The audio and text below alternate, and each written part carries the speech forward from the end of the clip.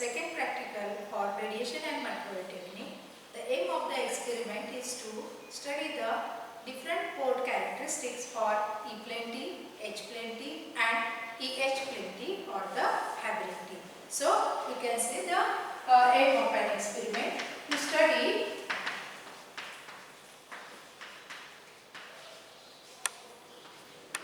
various port characteristics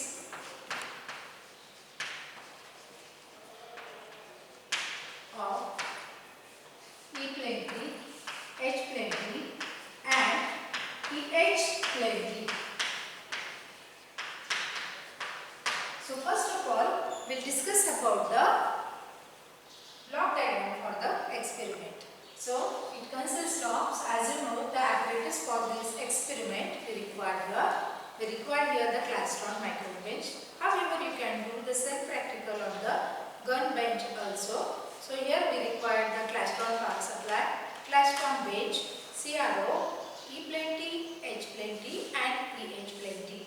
So we'll discuss first of all the block diagram for this experiment. So first we require here the Klastron power supply.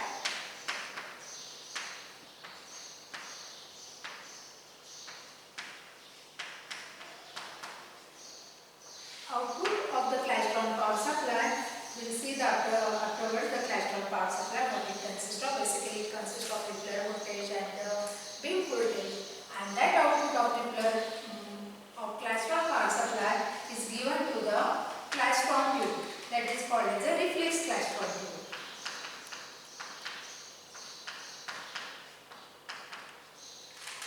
Output of reflex Klastron tube is connected to the, now from here onwards the waveguide starts, so that's why we are denoting it by two lines. But here Klastron's power supply we are connecting through a single line to the reflex Klastron tube. That's why it is shown by a single line. Now here is your Klastron power supply connected to the reflex Klastron. Output of reflex Klastron is always connected to the isolator.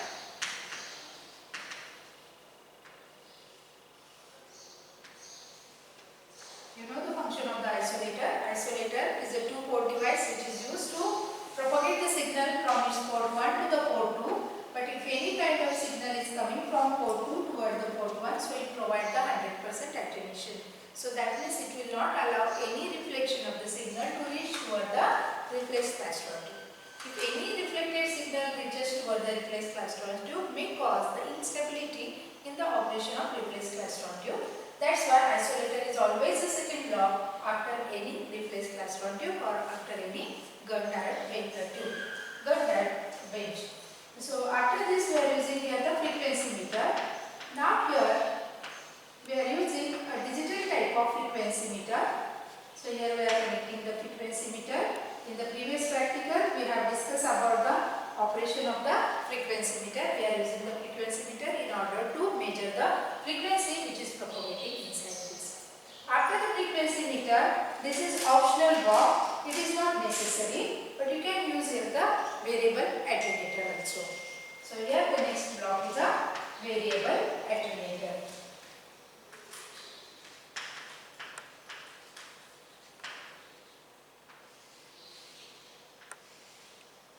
Output of the variable attenuator is given to the diode detector.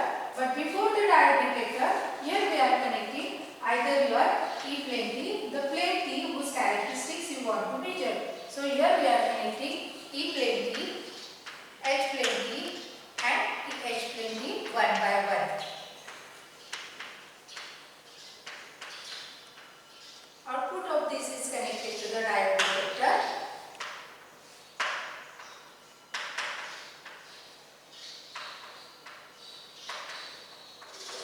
You know the function of diode detector, as modulated signal is propagating through this bench and we are observing the output of the CRO. So that's why it is essential to demodulate that signal. So which is demodulated with the help of diode detector. Now diode detector output through the probe, that's why it is shown by a single line. It is connected to the CRO. You can connect it directly to the power meter also. You can connect it to the power meter also. If you want to measure any VSWR, then you can connect it to the VSWR meter also. So this is, you can say this is the block diagram. Figure shows the block diagram, or you can say experimental setup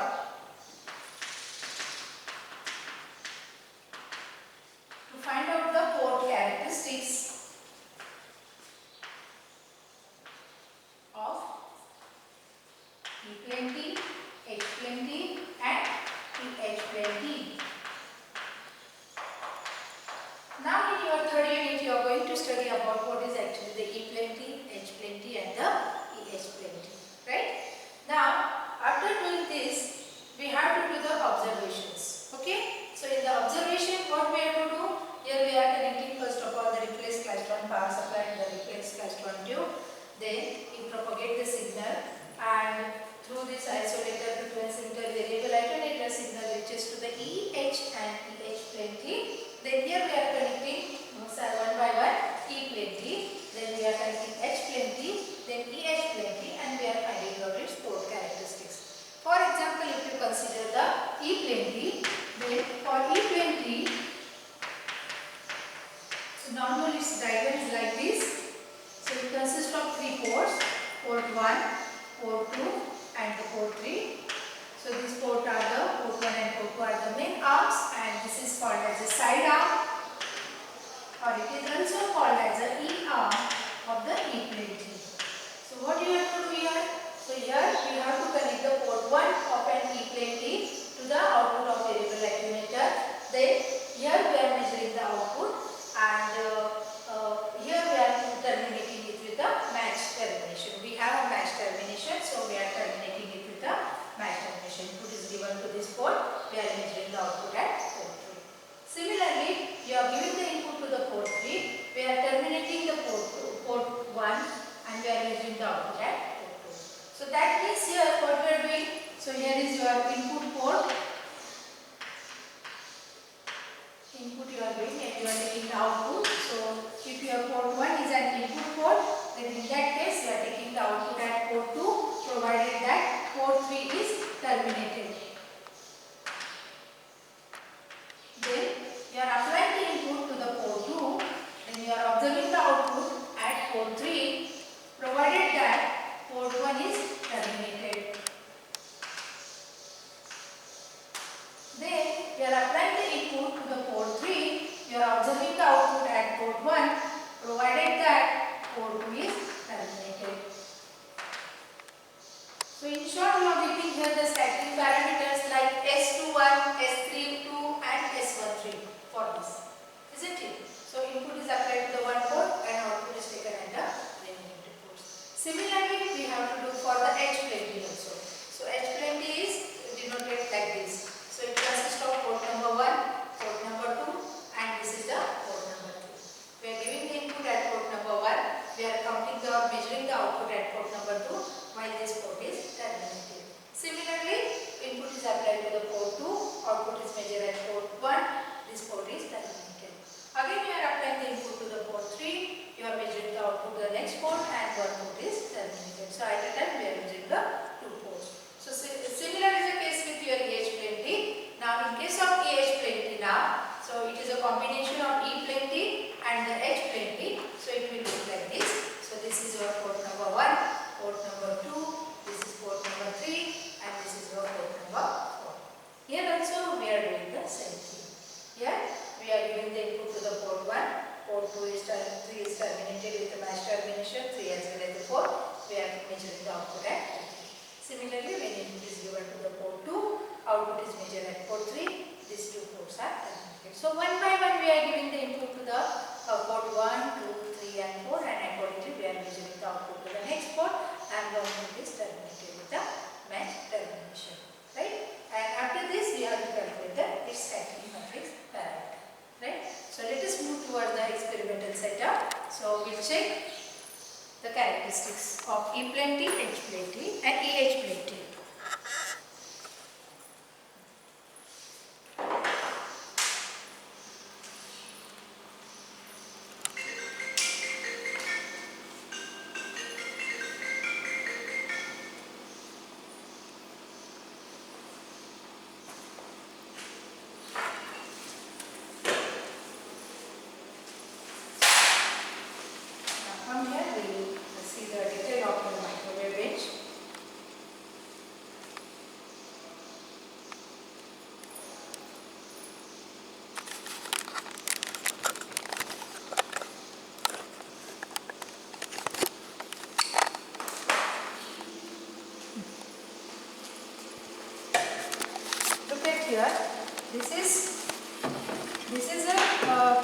power supply. In this klystron power supply, here you can say the modulation knob is there. So we can have a continuous wave modulation, amplitude modulation, frequency modulation, and any external pulse if you want to apply, you can choose. So in this case, we have considered a amplitude modulation, right? Then after that, there is a knob which is used for selection of the beam voltage, rippler voltage, and the beam current. In some klystron power supply, it is given as a reflector voltage, and in some it is mentioned as a rippler voltage. So it is one and same thing. Even for beam voltage also, in some power supply it is mentioned as a anode voltage, anode current, or you can denote it as a beam voltage or the beam current simultaneously. Similarly, here there are the knobs called as a beam voltage. So by varying this, if this knob is on the beam voltage, so we can change the beam voltage like this, right? Okay. So there are certain limit beyond which you cannot exceed these voltages. It may cause the damage of the reflex klystron. Next is, if you put here, then you will measure here the corresponding beam current. If this knob is here, then you can measure the rippler voltage. See here the rippler voltage, we can change the rippler voltage. If you change this knob, rippler voltage knob, then corresponding rippler voltage, you can check here how it gets changed.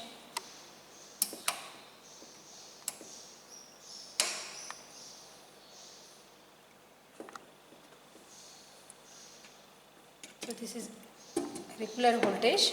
Then after this, these are the amplitude knobs. So by changing this, you can change the amplitude of the signal. By this, you can change the frequency of the signal. This is for AM modulation. This is for the FM modulation. Right now, we are switching it to the AM modulation. So we have to concentrate only on this AM modulation knob, right?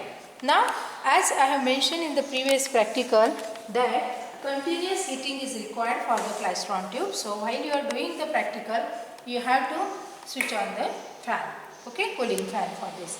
Now here you can see, this is your reflex klystron tube. Output of your reflex, output of the klystron tube is connected to the reflex klystron tube. Okay, this is a reflex klystron power supply. Output of this is given to the reflex klystron tube. Now, this is a single cavity reflex klystron tube. This tube is a single cavity reflex klystron tube which is used as a source of microwave. That means it generates a microwave signal. Output of this is connected to the isolator. Isolator, it is a two-port device which is used for propagating the signal from port 1 to the port 2 with minimum attenuation. But if there is any reflection from this output side which comes toward this side due to the mismatch, then that signal may reach from port 2 to the port 1. But if you use the isolator here, it provides the isolation, that is a maximum attenuation for this signal which is present at port 2 to reach toward the port 1. By chance, by mistake, if this signal reaches to the klystron tube, then it may cause the instability of the reflex klystron. That's why always after the microwave source, there is a isolator block is used. After the isolator block, there is a frequency meter. This is called as a variable frequency meter. So this variable frequency meter is used for measurement of the frequency. You can observe here, there are two horizontal lines and there is one vertical line is available here. So actually it is measuring the signal from 8 GHz to 12 GHz of frequency. So whatever the frequency band comes here and these horizontal lines comes here, we are concentrating only on this frequency, and out of this frequency we are selecting, that is the frequency of the operation. I will tell you how to measure the frequency. Then after this there is a variable attenuator knob is there. So this variable attenuator knob, variable attenuator is used for providing the perfect square wave on the output. And so we want here the perfect square wave at the output side. Then after this there is a diode detector. This is called as a diode detector. We can take the output of diode detector through this probe and we connect it to our CRO. Right here there is a CRO available. Now you know that every time we are measuring here the input. Suppose this is H plane T, right? This is my H plane T, right? So for this H plane T, you know, 1 port, 2 port, 3 port. Just now I explained that we are giving the input to the port number 1, right? So input we are giving, but we don't know what is input. So that's why first of all, whatever the signal we are applying to this port, we have to first of all measure that signal. So that signal is this signal, right? So we have to measure this signal. How much is this signal? How much is this signal? So we'll measure that signal first of all.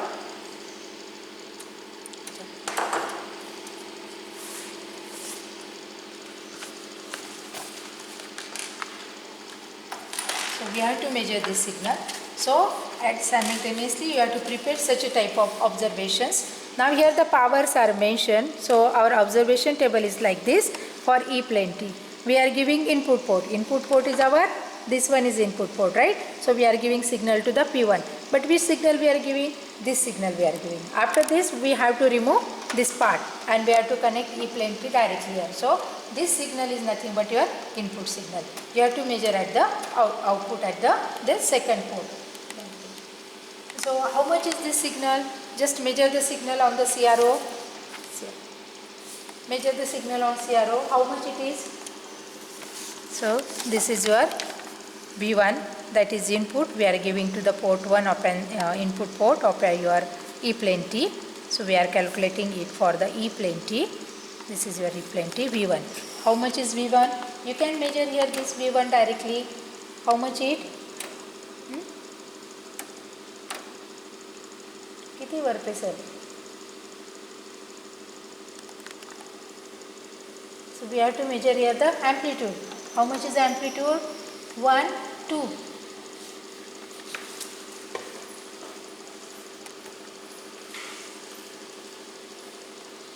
So you can check here.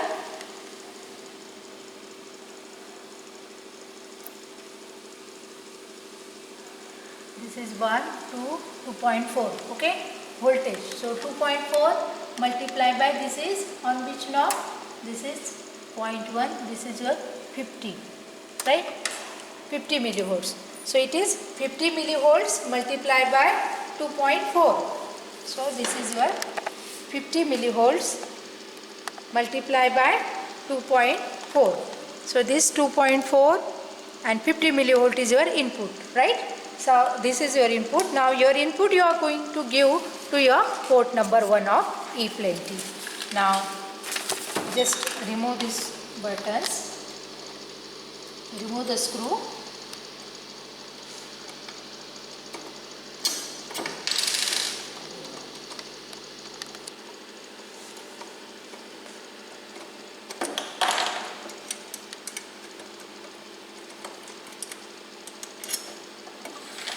So here this is your port number 1, this is your port number 2 and this is the port number 3 of the E plane T.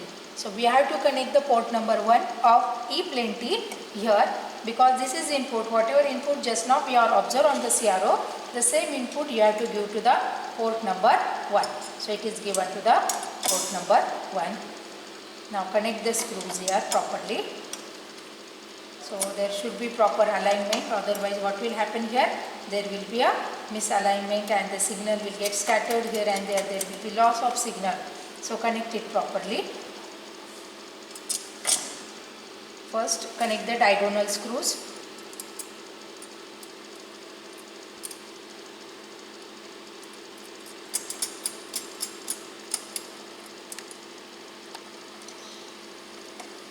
Here the screwdriver is there, we can make use of that for proper connection. Now E plane T is connected properly here.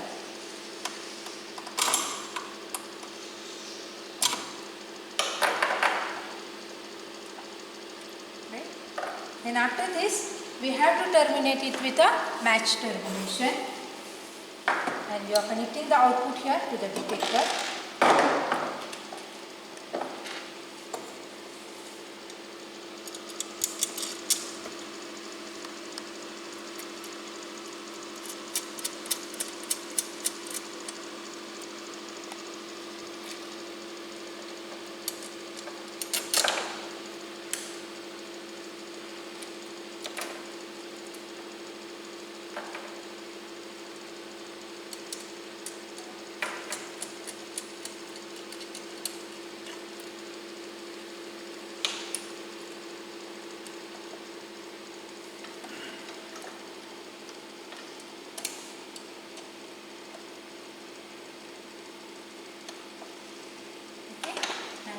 connected is slightly, you can see if it is not properly connected, what will happen here? Your output will get dropped. Now you cannot keep this port open because we are measuring the characteristics. So this is your match termination. So just as good as your load, right? So we are terminating it with a match termination.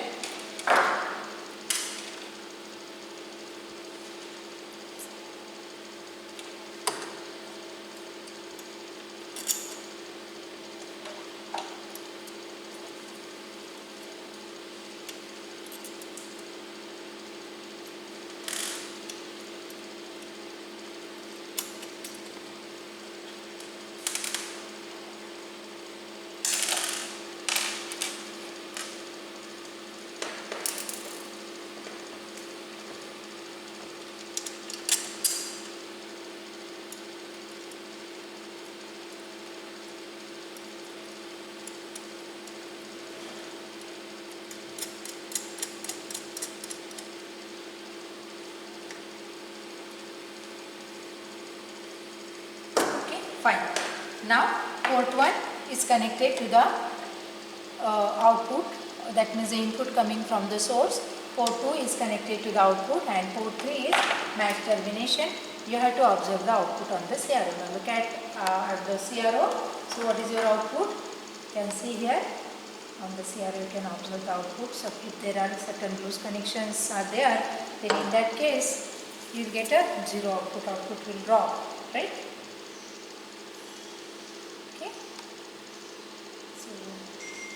This is the output that you are obtaining, and what we want the perfect square wave on the output. So just measure the output voltage. You can measure this on power meter also, no problem, you will directly get in terms of power. However, here you are getting this in terms of voltage. So how much voltage you are getting here? Initially it was 2.4. Actually we should get 2.4, but some losses are there, so you can minimize your losses by this attenuation by